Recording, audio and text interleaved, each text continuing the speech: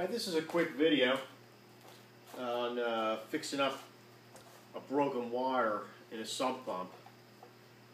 We have an above ground swimming pool, and we keep this sump pump in it all winter long, and it's nice that when we get a rain, we have an outlet right outside our house. It's hooked up to there. We can stick it in the plug into the outlet, and we have it run right out to the side of the house in the swale, and it just makes it nice. The weight and the water don't keep going deeper and deeper in the pool, pushing the water out, say the skimmer. And it might not seem like the biggest deal, but we live in a place where there are wells, and we have a 750 gallon well system. So if we have to put, say, a foot of water into our pool, we can't just do that in a day without regenerating our system, wasting a lot of salt, having the inconvenience of a couple of hours without water. It's a real pain. So we like to keep the water depletion in the pool to a minimum, and by keeping the pump on the cover, as it fills with rain, we drain it. It really helps a great deal. Plus, it helps since the pool cover does not drop, we don't have issues with the pool cover coming off or sinking into the pool, which is a whole other issue. Get your water dirty, etc. My wife was using this the other day, and she found that the white wire had broken. It's probably my fault, something I should have fixed earlier. I saw that the wire needed some maintenance, and I didn't do it, and here I am. The big issue and the big problem was the wire broke so close to the pump itself, only giving me about a ½ inch of wire to work with close to the pump. I was able to splice about ¼ inch of took the plastic or the wire coating off of there on the bottom, and about a little bit more than ¼ on the top. Put the wire together. Then I went through a few different ways to connect it that just didn't work out. I bought some different types of electrical connectors, say at Radio Shack or Home Depot. Unfortunately, it's a waterproof seal. This cap has to go on there for that to occur, and the cap is only about this deep. I couldn't find any connectors that were only that deep, including both sides, and were thin enough to fit in there. I couldn't figure anything out, so got to the point where I was going to have to solder it. I don't really know how to solder.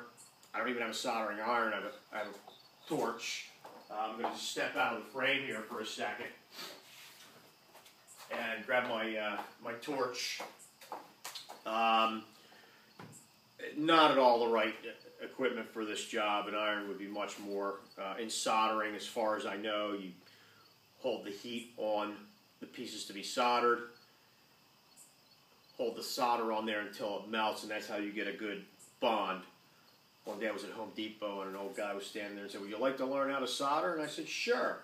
And he showed me in about 5 minutes, and that's the extent of my knowledge.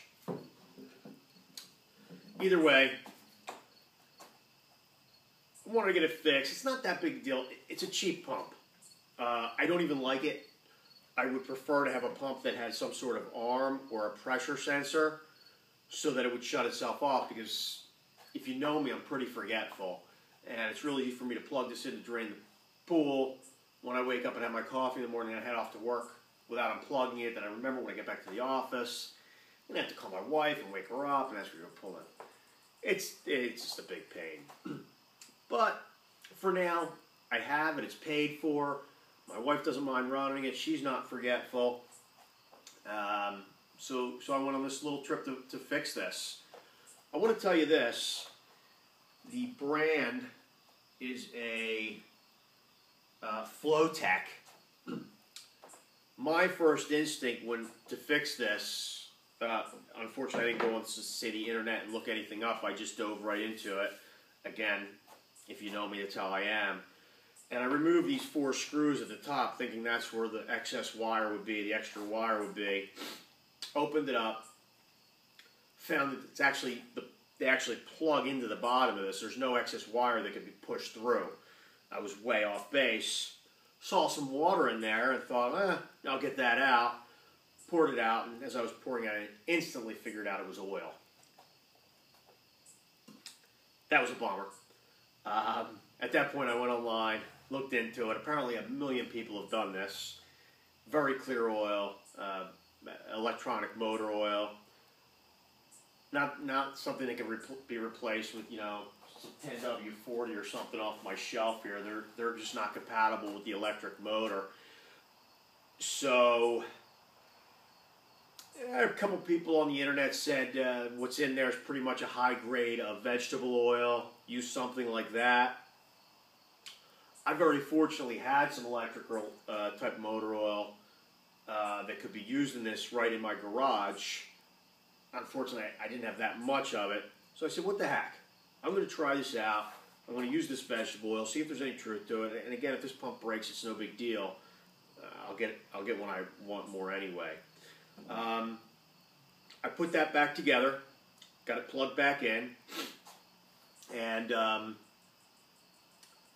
then opened up the top, which was the right way to do it. Unscrew this, well, if there is a right way to do this.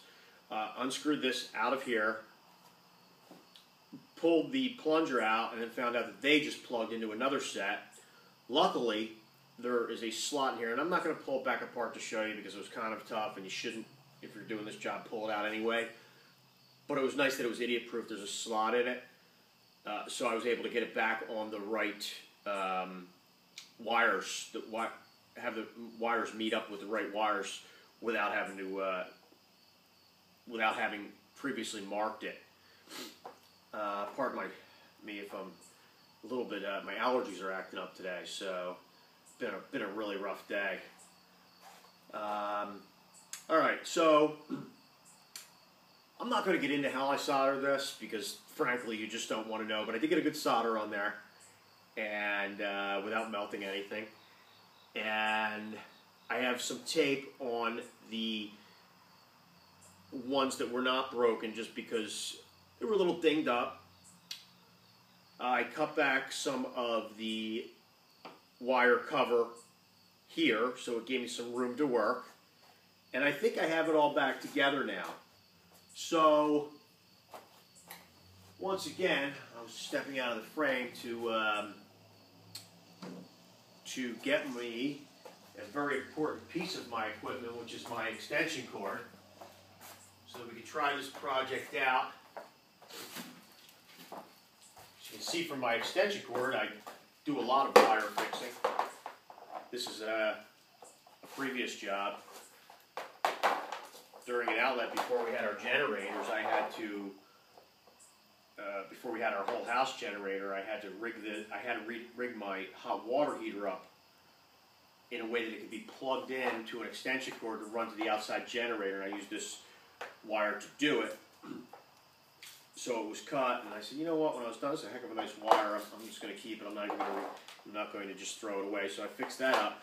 Here's what I'm going to do. I'm going to walk over and plug this in at this point, and we're going to see just how right I was with. I got the wires back in the right spots. If everything goes well, this should turn right on. Turn right on like a charm. I don't want to run it too long because it will burn out. It does need to be underwater. I think so far it looks like the project was a success. Now, to wrap this up, what I need to do is tape this that I did the repair on with some electrical tape.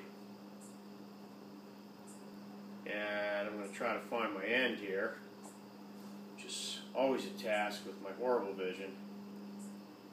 I don't think they'd ever let me in the boxing ring if they knew how bad my eyes were, but we'll keep that our little secret.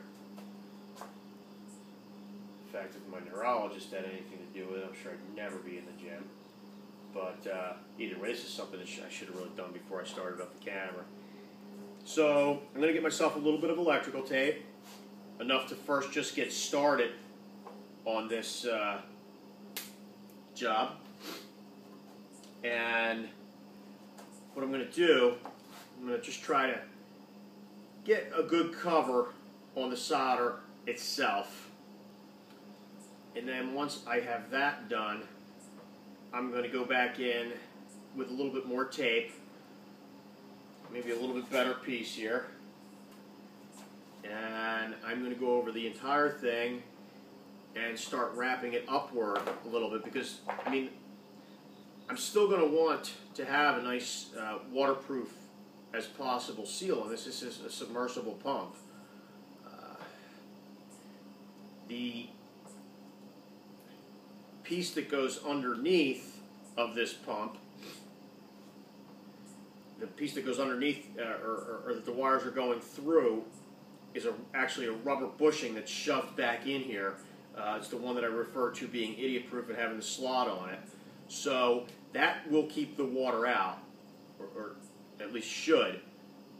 But I, personally, would like to have a tight a seal as I can in the hole from that part, which will screw down over these wires. Now let's hope that my solder fits in there. It's a pretty tight spot, but I think I should be able to do it. Alright, pulling her out there.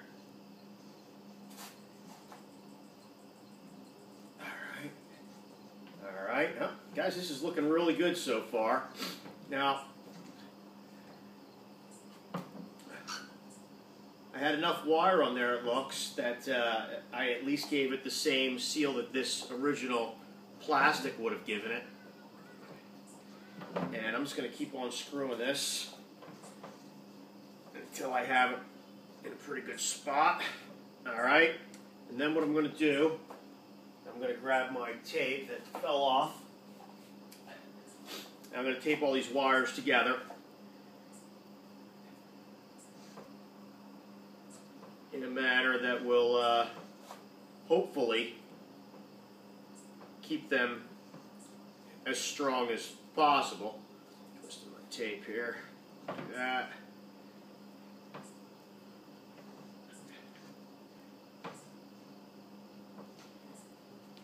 A few more turns. I think I might have been turned off from electric once I was tossed off the ladder a few months ago while fixing my garage door opener, but this is where that incident occurred. I was standing on the top of my top rung of a 6-foot ladder and got zapped, flying off. Fell directly on my rear onto this, well, it's tiled, but underneath that's concrete floor. Luckily, I guess I'm in halfway decent shape because I was able to keep my legs up and get my arms underneath me. So, here we go, folks. That, I hope, is a fixed